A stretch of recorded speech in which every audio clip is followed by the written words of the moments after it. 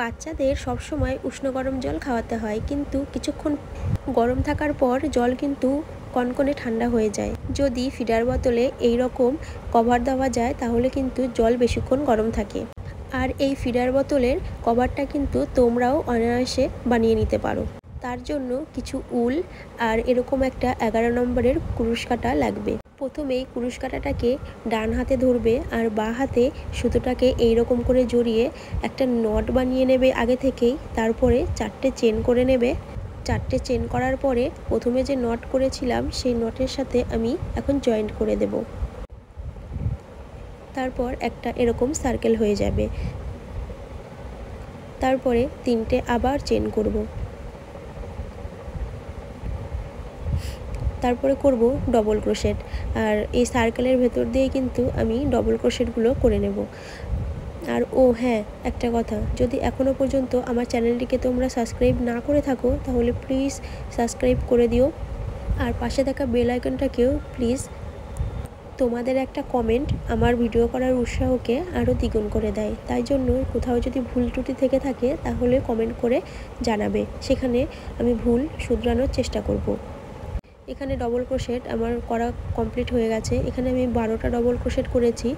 তোমাদের যদি ফিডার বোতল চওড়া হয় তাহলে 12টার জায়গায় আরও বেশি করে ডবল ক্রোশেট করে নেবে। তারপরে আমি এই যে স্লিপ স্টিচ দিয়ে আটকে নিলাম। তারপরে আমি আবার চেন করে নিলাম 3টে। যখনই আমরা ডবল ক্রোশেট করতে যাব তখন কিন্তু সবসময় 3টে চেনই দিতে হয়। এই যে পরের ঘরে আমি আবার ডবল ক্রোশেট করে নেব একটা, তারপর একটা চেন দিয়ে নেব, তারপরে আবার ডবল ক্রোশেট করে নেব, তারপরে আবার একটা চেন দিয়ে নেব। এইভাবে করে পুরো চেন আমি কমপ্লিট করব, মানে পুরো লাইন আমি কমপ্লিট করব। পুরো লাইন আমার কমপ্লিট করা হয়ে গেছে। এরপরে আমি স্লিপ স্টিচ দিয়ে প্রথমের মতো আবার আমি আটকে নেব। তারপর আবার 3টে চেন করব। 3টে চেন হয়ে গেলে পাশের ঘরেই আমি ডবল ক্রোশেট করে নেব। তারপরের ঘরে আবার আমি ডবল ক্রোশেট করে নেব 2টো।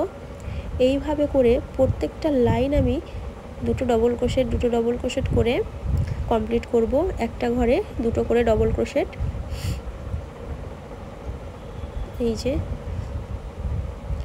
পুরো লাইনটা আমার কমপ্লিট হয়ে গেছে। এবার আমি আবার স্লিপ স্টিচ দিয়ে আটকে নেব। এরপর আমি আবার 3টে চেন করে নেব। তারপর এরকম করে সুতো তুলে আমি ডিজাইনটা করার জন্য কিন্তু সুতোটা তুলছি, এইভাবে করে তুলে নেব। তোমাদের ফিডার বোতল যদি চওড়া থাকে তাহলে আর একটা লাইন তোমরা দিয়ে নেবে, বা এরকম করলেও কোনো ক্ষতি নেই। তারপরে এই যে আটকে নিলাম। এরপরে অন্য কালার সুতো দেব ডিজাইন করার জন্য। আমি এখানে সাদা কালার সুতো নিয়েছি আর প্রথম থেকেই একটা নট করে নিয়েছি। এরপর লাল সুতোটাকে পেছনের দিকে রেখে সাদা সুতোটাকে তুলে নেব। এই যে, আর 1 নাম্বার 2 নাম্বার ঘরে আমি মানে 2টো ডবল ক্রোশেট পরে আমি এরকম করে আবার সুতো তুলে নেব।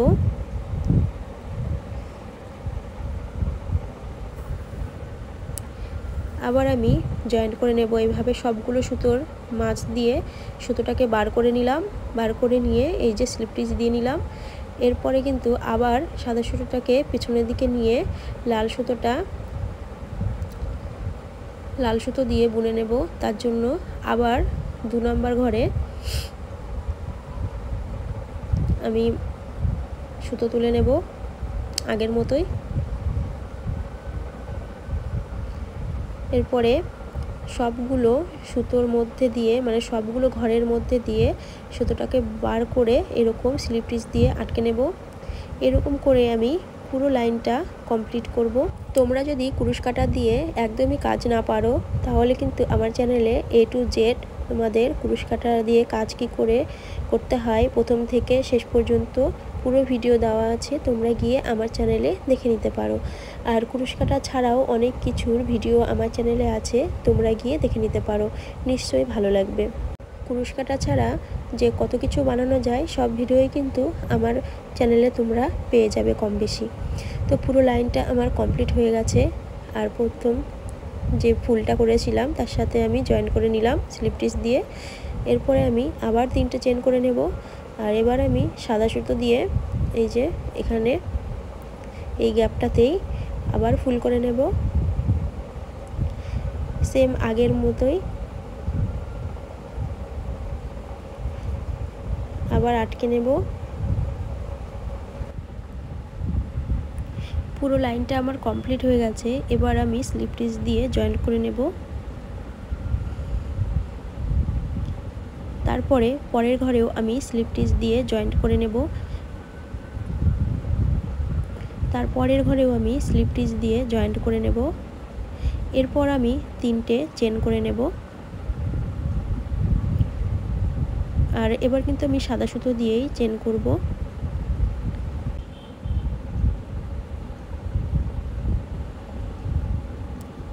এই ঘরটাতে এবার আমি বুনে নেব। আমি যদি আগের ঘরে বুনতাম তাহলে কিন্তু ডিজাইনটা উল্টো হয়ে যেত, তাই জন্য স্লিপ স্টিচ দিয়ে আমি এই ঘরটাতে নিয়ে এসেই আবার ফুল বুনে নিচ্ছি। ফুল বললে ভুল বলা হবে, কলি। এইভাবে করে প্রত্যেকটা ঘরে লাল আর সাদা সুতো দিয়ে কলি করে নেব, সেম আগের মতো।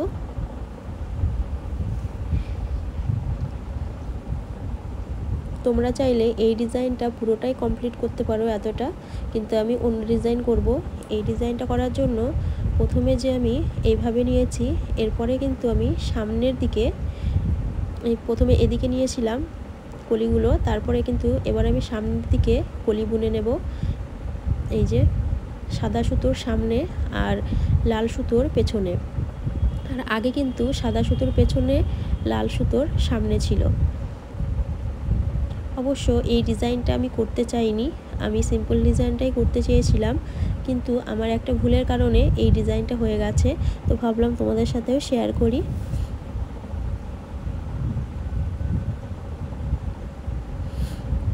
সেম এইভাবেই আমি লাল সুতো আর সাদা সুতো দিয়ে বুনে নিয়েছি। তোমরাও মাপ দিয়ে নেবে তোমাদের ফিডার বোতলে কতটা লাগে। আমার তো কমপ্লিট হয়ে গেছে। এরপরে 3টে চেন করে নেব।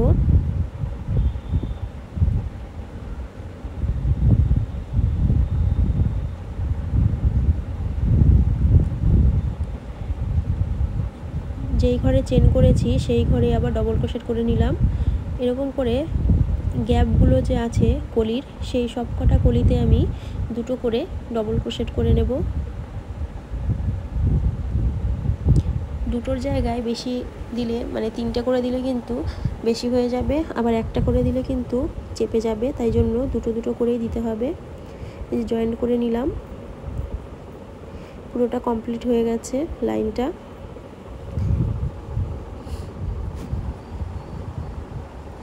আবার আমি লাল সুতো দিয়ে 3টে চেন করে নেব।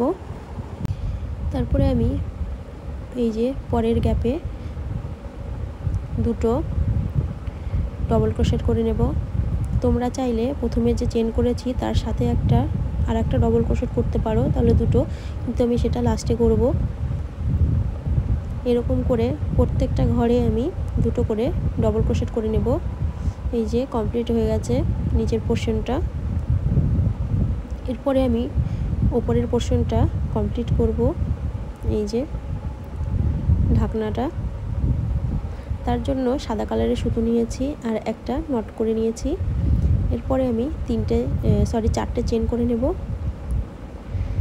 4টা চেন করে আবার আমি প্রথম যে নট করেছিলাম সেটার সাথে জয়েন্ট করে নেব।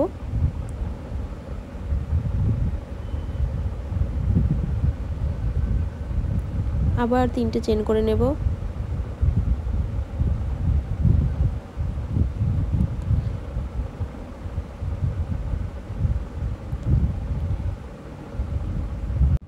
আবার আমি পুরো সার্কেলটা কমপ্লিট করব ডবল ক্রোশেট দিয়ে, আর সেটা করাও হয়ে গেছে। 12টা ডবল ক্রোশেট দিয়েছি আমি। তারপরে 3টে চেন করে নেব। প্রত্যেকটা ঘরে আমি একটা করে ডবল ক্রোশেট করে নেব।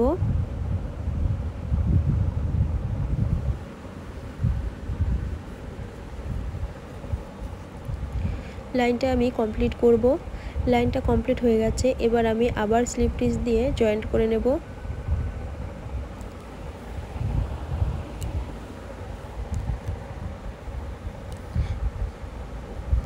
আবার আমি 3টে চেন করে নেব। আমি এখানে কালার চেঞ্জ করেছি, তোমরা তোমাদের পছন্দ মতো কালার নিয়ে নেবে, তবে লাল সাদার ওপরে কিছু যায় না আমার তো মনে হয়। তো আবার আমি ডবল ক্রোশেট করে নেব। পরের ঘরে দুটো, তারপরের ঘরে একটা, তারপরের ঘরে একটা, তারপরের ঘরে দুটো ডবল ক্রোশেট। এইভাবে করে প্রত্যেকটা লাইন আমি কমপ্লিট করব। লাইন আমার কমপ্লিট করা হয়ে গেছে। এবার স্লিপ স্টিচ দিয়ে জয়েন্ট করে নেব। তারপরে আবার আমি 3টে চেন করে নেব। পরের ঘরে আমি ডবল ক্রোশেট করে নেব একটা, তারপরের ঘরে ডবল ক্রোশেট করে নেব একটা। এই রকম করে প্রত্যেকটা ঘরে একটা একটা করে ডবল ক্রোশেট করে লাইনটা কমপ্লিট করব। লাইনটা আমার কমপ্লিট করা হয়ে গেছে। এবার আবার স্লিপ স্টিচ দিয়ে জয়েন করে নেব। আবার আমি কালার চেঞ্জ করলাম, এখানে 3টে চেন করে নেব।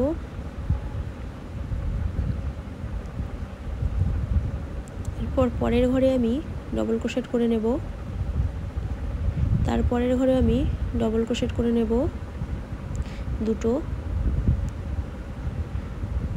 এরকম করে প্রত্যেকটা লাইন আমি কমপ্লিট করব। কমপ্লিট করা হয়ে গেছে, জয়েন্ট করে নেব। এবারে আমি আবার 3টে চেন করে নেব। পরের ঘরে আমি ডবল ক্রোশেট করে নেব। এরকম করে প্রত্যেকটা ঘরে আমি একটা একটা করে ডবল ক্রোশেট করে নেব। লাইনটা আমার কমপ্লিট করা হয়ে গেছে।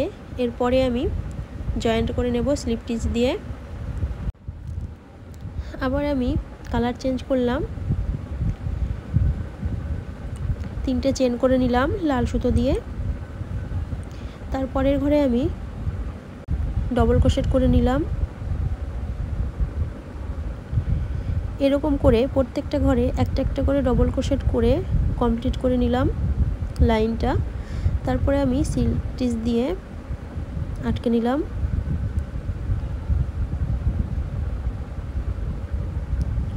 এই যে কমপ্লিট হয়ে গেছে। এরপর আমি সিঙ্গেল ক্রোশেট করব, তার জন্য একটা চেন করে নিয়েছি। প্রত্যেকটা ঘরে আমি একটা একটা করে সিঙ্গেল ক্রোশেট করে নেব। প্রত্যেকটা ঘরে একটা একটা করে সিঙ্গেল ক্রোশেট করে নিয়েছি। এরপর আমি স্লিপ স্টিচ দিয়ে আবার জয়েন্ট করে নেব। পুরোটা কমপ্লিট হয়ে গেছে। এরপরে আমি সব পোর্শনগুলোকে একসাথে করব। আবারও বলছি, যদি আমার ভিডিওগুলো ভালো লাগে তাহলে লাইক কমেন্ট শেয়ার করে দেবে, আর সাবস্ক্রাইব করে দেবে, আর পাশে থাকা বেল আইকনটাকেও প্রেস করে দেবে। উল্টে নিলাম ঢাকনার কভার, মানে সোজা করে নিলাম। এরপরে জয়েন্ট করে নেব। আর কেমন লাগছে নিশ্চয়ই কমেন্ট করে জানাবে। আর বাচ্চাদের জলের প্রয়োজন হয়, উষ্ণ গরম জল এরকম করে রাখলে কিন্তু সবসময়ই কিছুক্ষণের জন্য হলেও জল কিন্তু গরম থাকে। আমার ছোট বেবি আছে, তার জন্যই আমি এটা বানিয়েছিলাম। তারপরে ভাবলাম তোমাদের সাথে শেয়ার করি। জল কিন্তু অনেকক্ষণই গরম থাকে। ভিডিওটি দেখার জন্য তোমাদেরকে অসংখ্য ধন্যবাদ। তাহলে আজ এই পর্যন্তই। দেখা হবে তোমাদের সাথে অন্য কোনো দিন অন্য কোনো ভিডিওতে।